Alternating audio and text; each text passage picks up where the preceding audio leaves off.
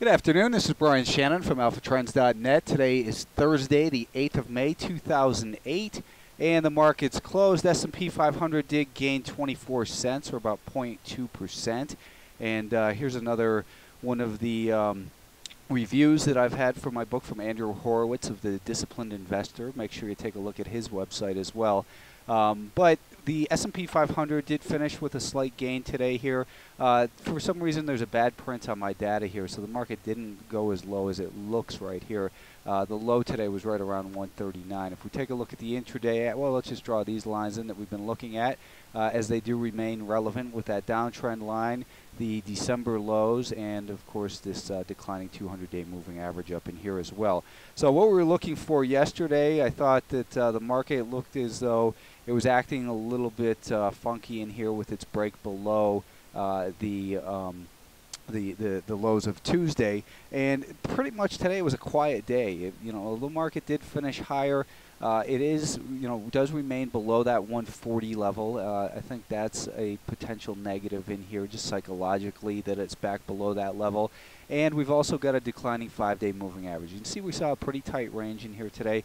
What I was saying yesterday is I thought that about 140.50, I thought maybe a rally up towards 140.50 would be an area where you would want to watch this market closely for a potential failure. It didn't make it quite up to there, and if we look at the 1-minute action, you can see that it made it up to about 140.40 or just below there, 140.35, and then came back down. I kind of expected a little bit more of a sell-off here this afternoon, which never came, but I still think you've got to be very careful in here right now. We've seen large volatility in here, and again, when there's a lot of volatility, there tends to be a lot of times a turning point. 138 will remain an important level below, and I still think it's reasonable that the market could drop down towards that level. We take a look at this trend line and draw it like that. It's tough to say that that's really broken. It's kind of right on it more than anything. And breaking a trend line doesn't always mean that the market will decline. A lot of times it just means a sideways correction. Again, there's two ways the market can correct: one through price, two through time. We've got 138, probably 138 and a quarter is potential support, and below that, of course, we've got the more important level, which had been resistance back in early April at 137, and then that resistance became support here on April 22nd. So you've got to be cautious in here. We do see this pattern of lower highs and lower lows right now is still uninterrupted on this 30-minute time frame. That means you've got to be very careful in here. The odds do favor further downside, but I think that if it gets back above, really above 140.75 and holds above that, 140.50 to 140.75. If it can get above there and hold above there for a while, then maybe this market can turn itself around and go on to make an assault on this downtrend line that's been holding it back here for the last week or so. It does, again, come into context with this larger time frame that we see. The fact is that this is where that declining 40-week or 200-day moving average comes into play, and the longer-term trend could be exerting some of its influence. So we're at a potential turning point in here, and it's very important to be very cautious and have an exit strategy in mind in case it does fail. This daily time frame, we've still got a rising 10, 20, and 50-day moving average.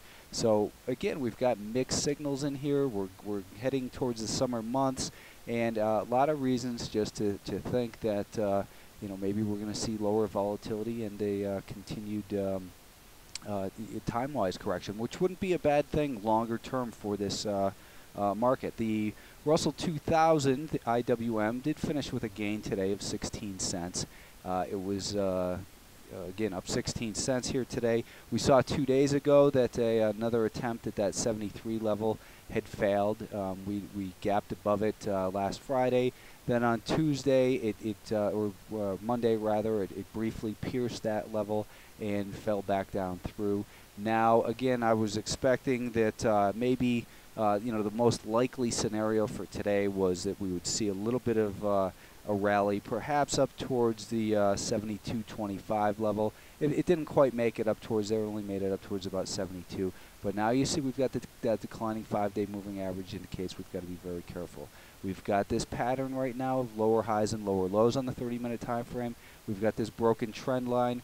with that pattern. So now this market came down and tested support near that 71, 71 and a quarter level. And if that fails to hold this market up, then perhaps we're headed down towards about 69.5 to 70 in that area. So it remains, tricky in here.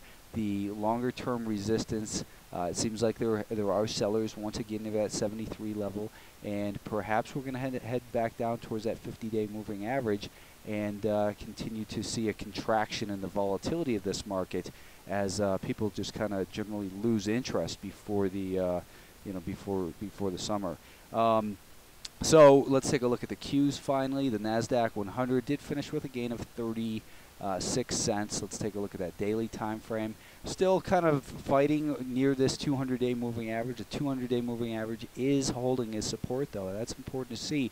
Now we've got the 10 and 20-day moving averages in that same area. I think if it was to break down through here with any, if the sellers came in with any conviction and were really to break it back down and hold it below 48 for any real period of time, maybe more than an hour or so, then I think we've got to look at some of these levels near about $47 a share. That's about where it would meet that 20-day moving average. A lot of times the moving averages tend to act as support. It doesn't mean they will. It means that it's a level where a lot of people view it as a level to revalue the market, and they, as a result, they either decide to purchase there or to remove their bids from the market.